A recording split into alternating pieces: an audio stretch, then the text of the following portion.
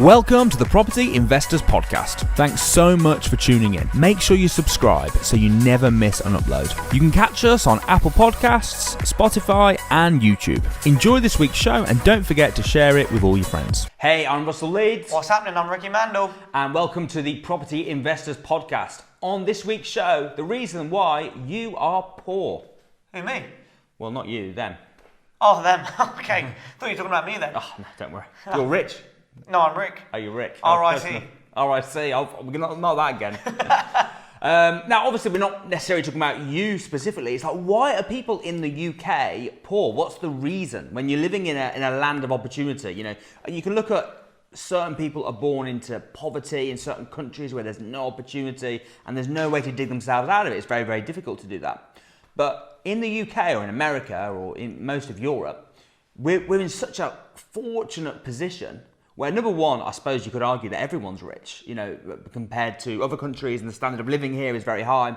But we're in such a fortunate opportunity where anyone can go from poor to being rich. So why do they stay poor? Why do people in the UK stay poor, Rick? I think there's many reasons. I think one of the big things for many people that I speak to is, how would I describe it? I guess I'd describe it as almost like a thermostat. Because we all have a financial thermostat, just like the room we're in now has a thermostat, you know, and I don't know where it's set to now because I'm actually in your office right now. But let's say, you know, Russell, you like it hot. Let's say he's got it set at 30 degrees, right? That's ridiculous. That's like a sauna sort of level. 30 degrees. Would you have your thermostat set to 30 degrees? 20, maybe. 30. It has to be an even number, whatever it is. We'll go 20 then. You can't have it on an odd number. So when you watch TV... Let's go 50 then. You know the volume when you watch TV? Do you have the volume on an odd or even number? Whatever. No way. I don't even think about it. I just turn it up to whatever sounds good. If it's on an odd number, I won't be able to watch it. Are you serious? It would irritate me so It's not like it's sitting there telling you that it's on an odd number. No, but when you've seen it, if you see it and it's like... And it disappears then. It's gone. Right, turn up the volume, 15, and it goes off. I'm like, I can't focus until it's an even number. Serious? Yeah. What's wrong with an odd number? It's just irritating, isn't it? So if your net worth was, say, 11 mil... Oh, it'd have to be 12. Well, could it not be 10? It'd be easier. You could give me a mil. I'd be happy to go odd. Don't mind. Somebody said, "Oh, I'll give you 900 quid," and you going, "Oh, give me £1,000, round it up, give me an extra 100 quid." That's basically what you're saying. Yeah, but it would make sense for me to give you 800 quid, not £1,000. Yeah, but if because surely you'd be like, "Well, actually, no, look, you do me a favour, you keep the extra 100, just give me 100 less, not 100 more." I'll take the mill, mate. So let's say this room is set for 26 degrees. So it can be any even number. It doesn't have to be like 20, 30. Why does 6 get a pass? You tell me, what temperature do you have this room? 21. It can't be 21. 21? It has to be even. It's literally, I said it's 21. 20. All right. It's 20 degrees. Right. And, I know what, it's 21. Let's see if I get irritated. Good, because 20 would be slightly chilly, but carry on. All right, let's see how long it takes me to get irritated. All right. So it's 21 degrees.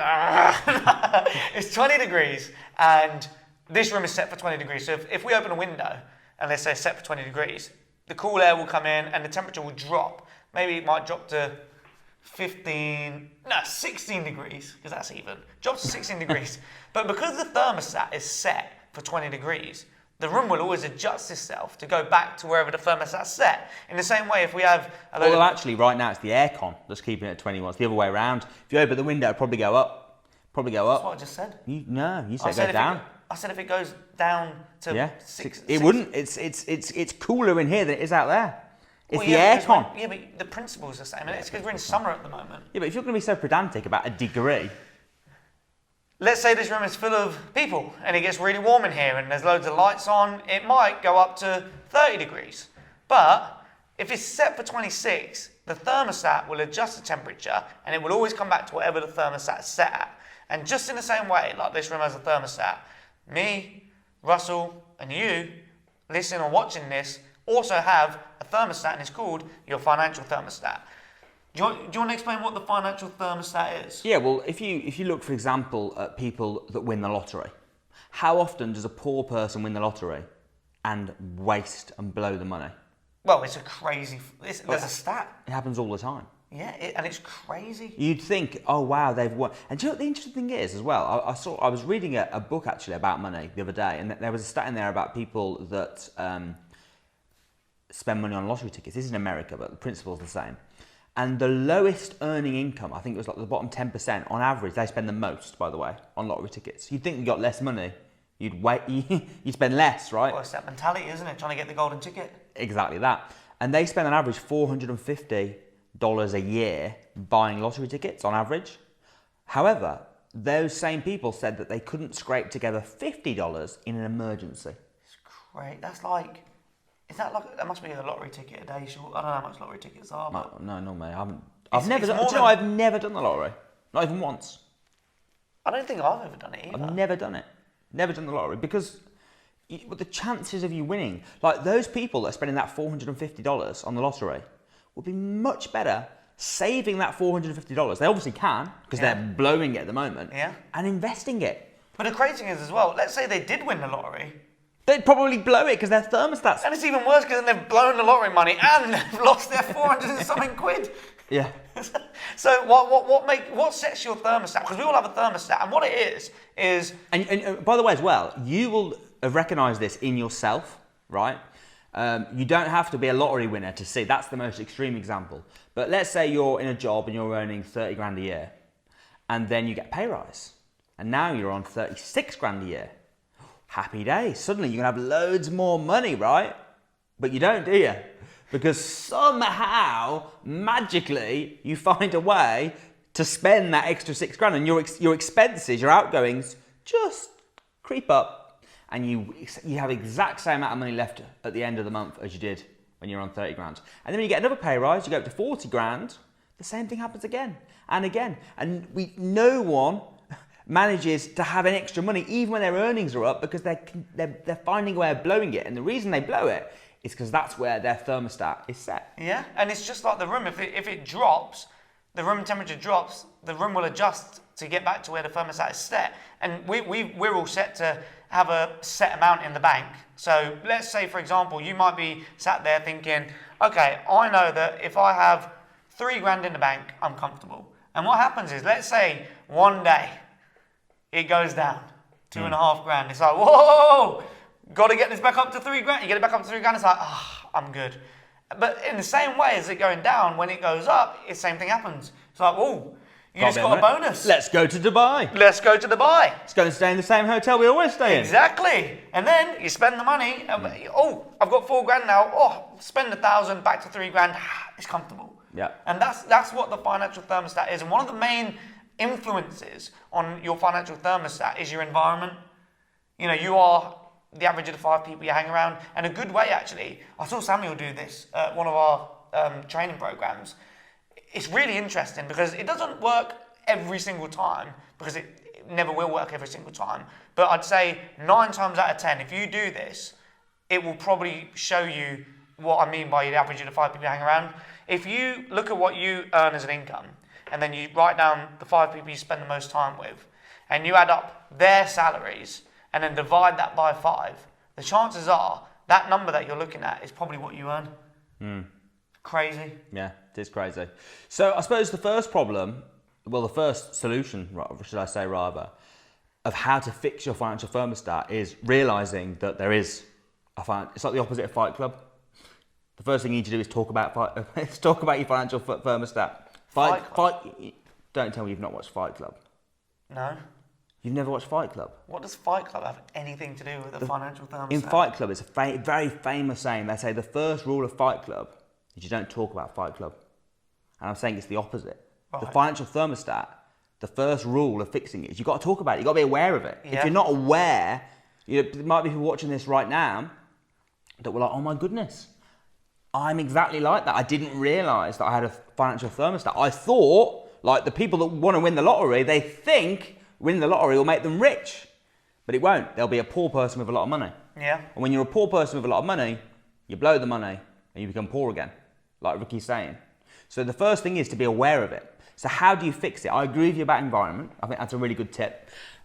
Environment is stronger than willpower. Yeah. When you're around people that are all doing, and you can see that in culture. You look at cultures that, we are who we are because we're heavily influenced. We don't like to think we're heavily influenced. We like to think that we're a unique individual. But in reality, we're heavily influenced by the people around us and the times. Like, if you look back in England, like a couple of hundred years ago, they used to like hang people in the street. Everyone used to go and cheer and watch it. Way! Now we look at that now and we're like, oh, sickos. But if we were there back then, would you be going, oh, sicko, or would you be there cheering in the street, Rick? I mean, that would be horrific. Like, terrible. But what would you do if you lived back then? If you were hanging around with people that all did it? Oh, well, yeah, I wouldn't be the odd one out. No, so what would you do? So when someone got hanged in the street, what would you do, Rick? Woo. But that's my point there, right? Sometimes we look at other cultures and we think, oh, what they do is terrible. But that's their culture. And if you were there, you'd do the same thing. And you are doing the same thing, you're just in a different culture. That's why you think what you do is normal and okay. So the people that you hang around with heavily influence you for sure. So the first thing you got to do is control your environment. Yeah, and also controlling your environment doesn't mean, I need to, I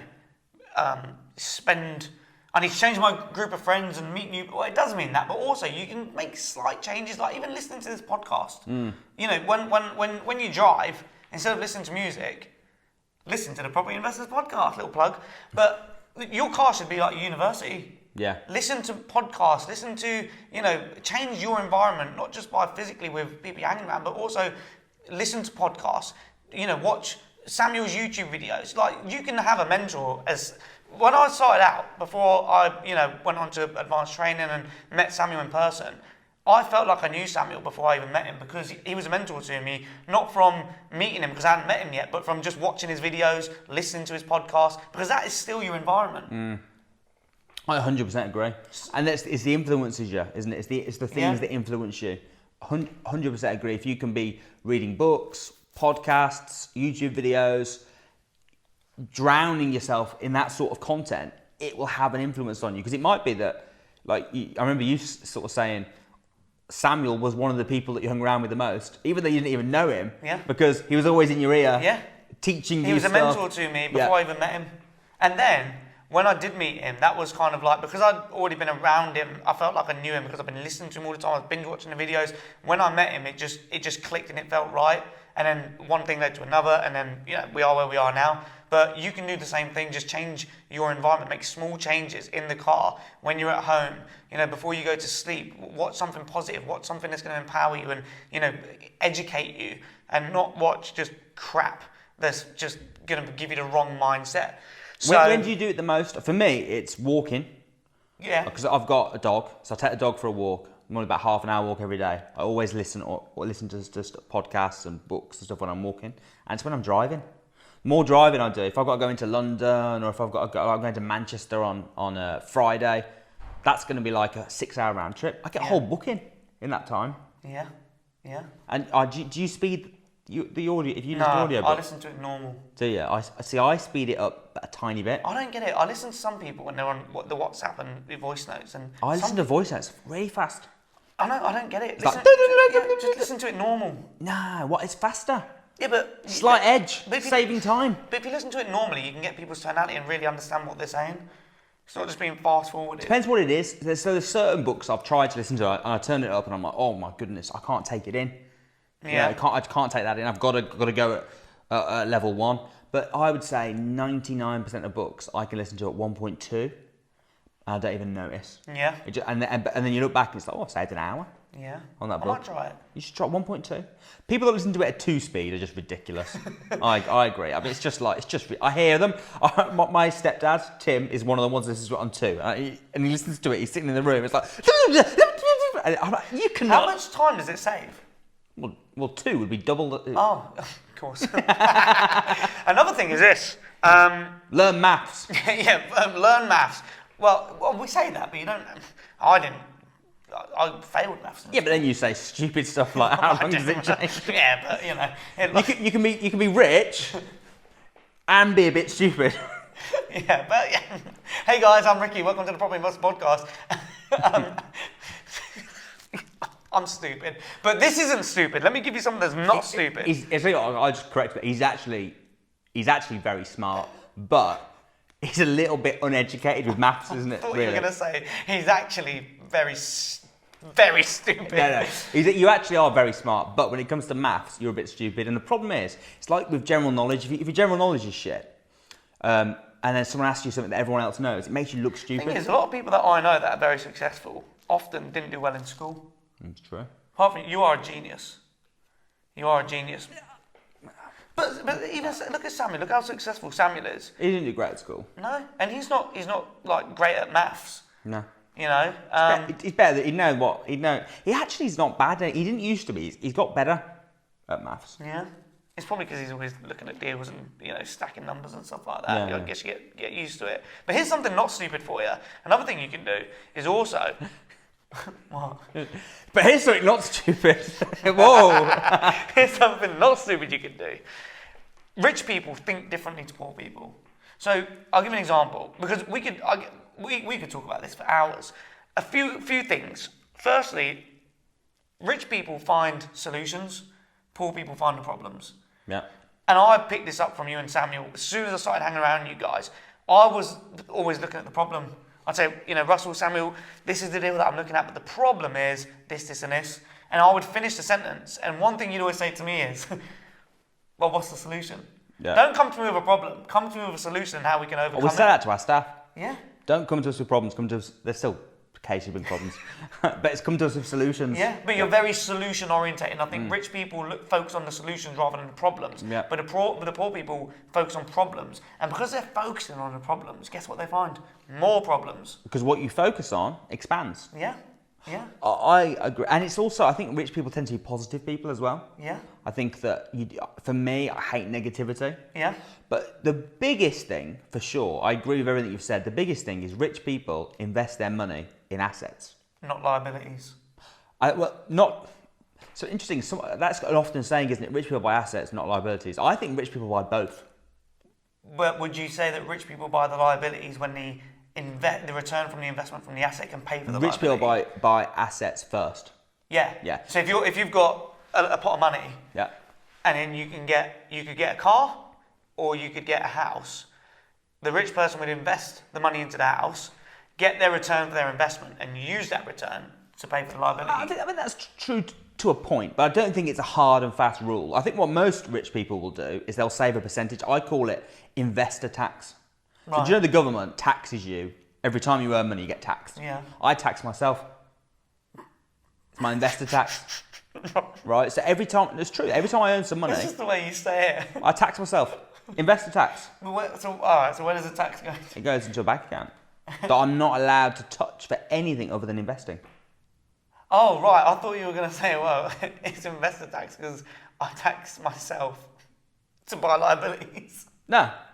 But then what I'm saying is, though, my other money I might spend on liabilities. I don't necessarily earn all my liabilities, pay for all my liabilities from passive income. So would you say you save more money, your investor tax? Would you say you save a small amount compared to what so let me get my head around this. Yeah. So you save a small amount of money, which is your investor tax, which you use that money to then invest in Stuff. properties and stuff like And that. then that will then increase my earnings. So how much do you put aside for liabilities and fun?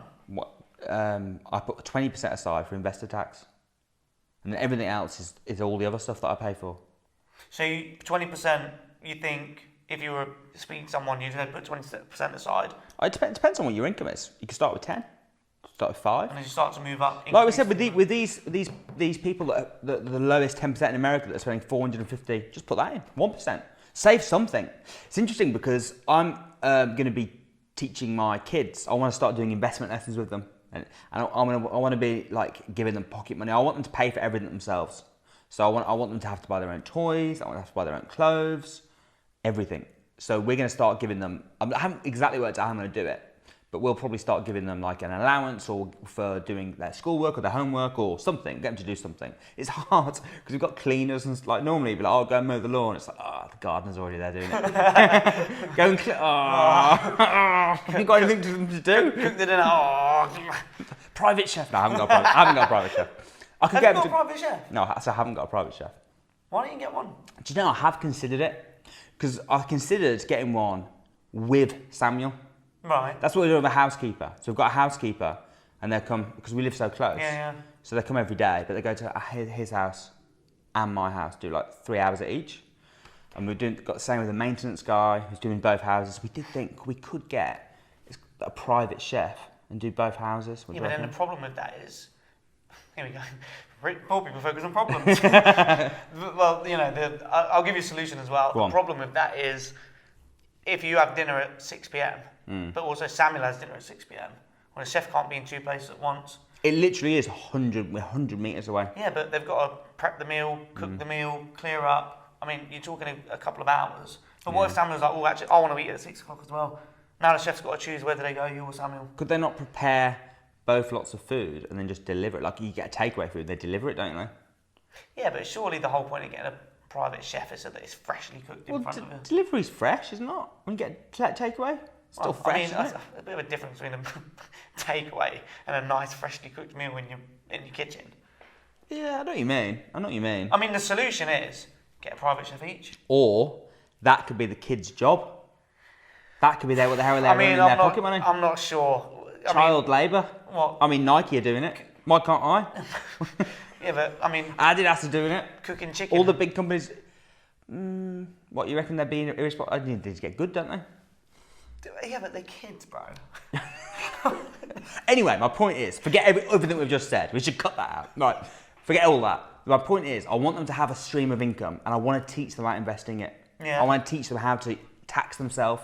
I want to teach them how to budget. It's so important. Do you know what? I really like that. How to tax themselves.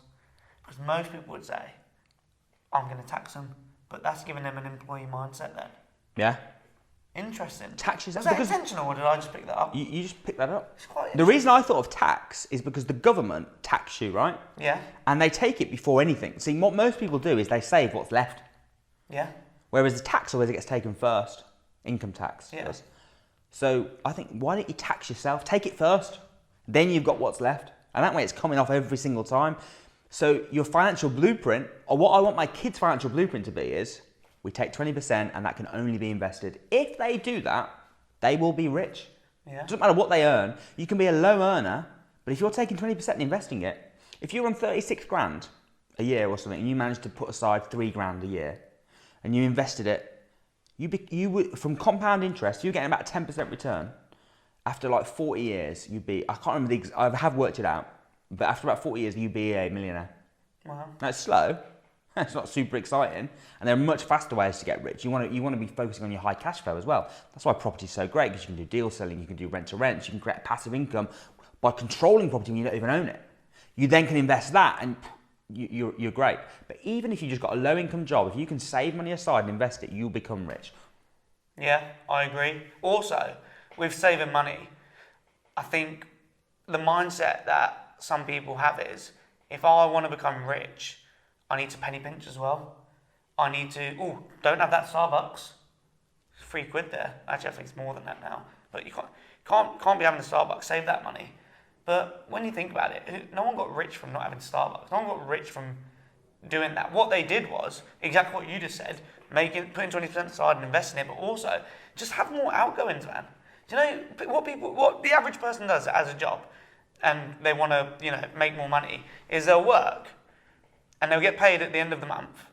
And then by the time they get paid again, they've got no money left. So what do? Well, they do overtime, and they work harder. They trade their time for money, work really hard, and they earn a bit more money, which maybe they could save or spend. But what rich people do is they get more outgoings. So let me give you an example. Look at rent to rents. If you have a job and you get paid once a month, why not have more outgoings? And I don't mean liabilities, I mean get a rent to rent. Now you're going to have maybe £1,000 a month as an extra £1,000 a month is going to be going out. You're going to have outgoings to cleaners, to a management company, to bills, utilities. You're going to have another 7, 8, 9, 10 outgoings, online travel, all of these different outgoings for this one rent to rent. So you might have 10 outgoings for this one deal. But this one deal, you'll get bookings on a nightly basis. So you'll have 10 outgoings, but then you'll have 26, 27, 28 incomes of bookings every night. And when you add up the bookings income and take away them outgoings, you're left with a profit. Yeah, no, I agree. The Starbucks though isn't an asset, is it? Buying a Starbucks, that is a liability. The reason I agree with you, by the way, because I think people might be watching it and going, we'll get more outgoings. Why would you want to spend more on Starbucks? Why would you want to spend more on takeaways? Why would you want to? Surely, if you want to get rich, the more that you save, the better. Well, number one, it actually doesn't make a difference. Because if you take 20% off, whatever you spend the money on is actually irrelevant. The reason that people say that, the reason you're saying that, the reason people say don't worry about, no one's going to save their way to becoming rich, is because if you're spending time and effort focusing on saving £3 on a Starbucks, don't worry about that. Yeah, Forget that's my that. point. It doesn't matter. What you want to be focusing on is spending your time on high earning activities. Like you can't save your way to rich. You can't, not on a salary, not on a job salary. No. You can't save your way to rich. If you put aside a good chunk and you invest it wisely, you can save your way to rich. You can't save your way to rich by saving £3 on a Starbucks. No. And you shouldn't be focusing on that. No. What you should be focusing on is, what am I going to spend my 20% on? You should be focusing on the money that you spend. You should be focusing on how can I not have to worry about paying for that £3 for Starbucks. Yeah. What can I invest in that can pay for my Starbucks? 100%. Money is designed to flow. It's not designed to get stuck.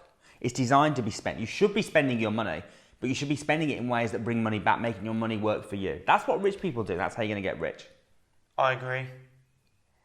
It's quite an interesting topic. It's a very interesting topic. It's a crucial topic. That's why I'm so excited, because my kids are 9 and 7 now. And I'm going to start working with them come September on doing investor lessons. Yeah. I'm really excited about doing it with them because I really want them, trying to instill in them this philosophy. Yeah. Because it's not what we're taught at schools. It's not what we're taught by society.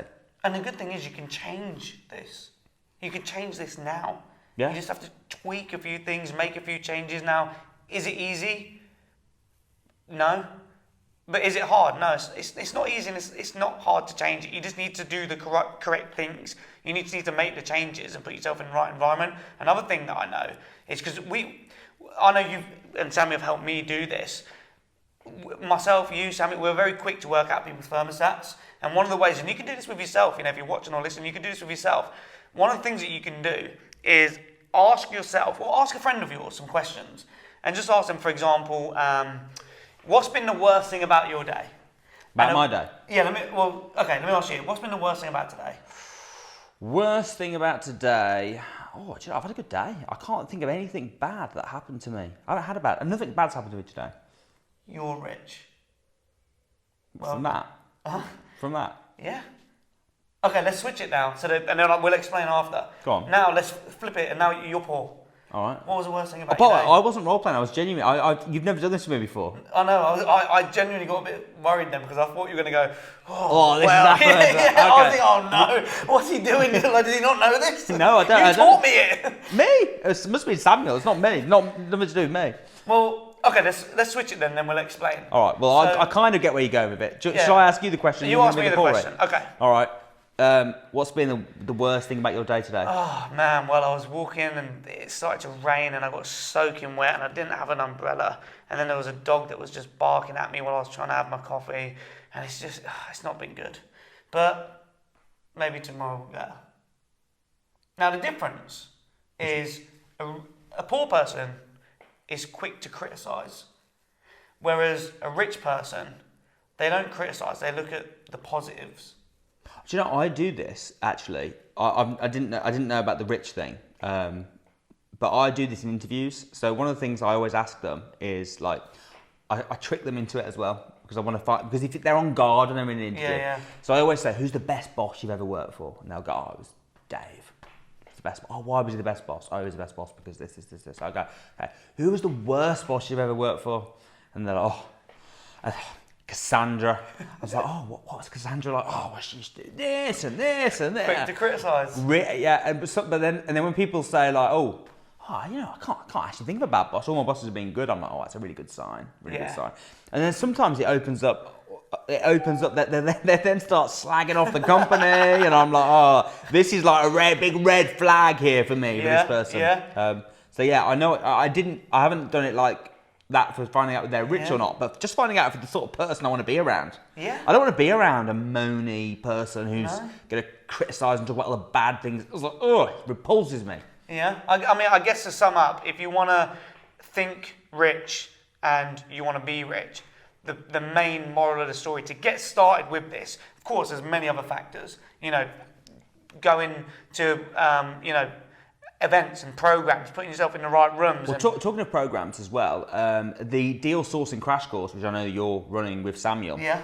That's where you talk, isn't it, about your money blueprint, how to fix it, how to change it. Yeah. If you're sat here listening or watching this and you're thinking, actually, I need to make a change, you should 100% come down to the deal sourcing crash course. And is tickets are £1? Are they £100? Are they £1,000? Oh no, they're £1. Did I ruin it? Should I have said that? You should have said, they're only £100. Oh, sorry, aren't tickets only like £100? You must be crazy, Russell. No, they're only £1. £1 to spend a day. Look, it's a bargain. Huh? It's an absolute bargain. Oh, it's ridiculous. It's £1. Spend a day with Samuel, myself, our team, and we go through this information. You know, we go through it with you. And also how to find deals, because if you want to make money in property, the first thing you'll be able to do is go add value. That's another good tip, actually. Go on. Rich people realise that money comes from providing. Money is an exchange for value. Yeah. So if you want to become you need to think about, okay, how can I add value? And if you look at the study of some of the big companies, if you look at companies like Facebook weren't like, oh, I want to make money. How can we make money? They were like, I want to create something that people are going to use. People are going to love, that's going to be valuable. I'm not going to charge them for it. I'm going to add the value and the money will follow.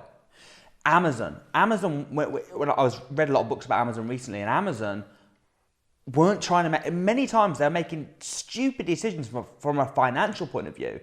All they wanted to do was give value to the customers, and they knew that if they gave the value and the customers were happy, their market share would grow, and ultimately they'd make more money. So to make money to become rich, you need to add value. And if you want to add value in the property space, the best way to add value is to have the skill of being able to find good deals. Yeah, absolutely. So that's the other thing that you'll learn on the day. Yeah, absolutely. The more valuable you become, the more money you can make. And right now, if you sat there walking or whatever you're doing, and you're listening to this and you're watching this and you're thinking, actually, I could do with making a change. I could do with making some more money. On the day, for £1, we're going to give you these 3 steps. The first thing is we're going to give you an overview and show you all about the thermostat. What can you do to change it? What can you do to tweak it? The second thing we're going to show you to do is how to actually find the good deals. How can you become valuable? And then the third thing we're going to show you to do on the day is we're going to then show you how to take them deals and package and sell them to investors for a nice healthy fee. So if you're interested in seeing that, and seeing it in front of your eyes as well, not just telling you about it, we show you in front of you. We jump on a laptop and we find the deals. We show you how we do it. If you want to jump onto that, then maybe we'll leave a link below. I'll put a link. Put a link below. Click the link below. Get booked on. It does sell out, and it does sell out. Yeah, sells out quick. So and where do you go? It's like London. You go to the northwest. So it's like Birmingham, London, Midlands. Birmingham.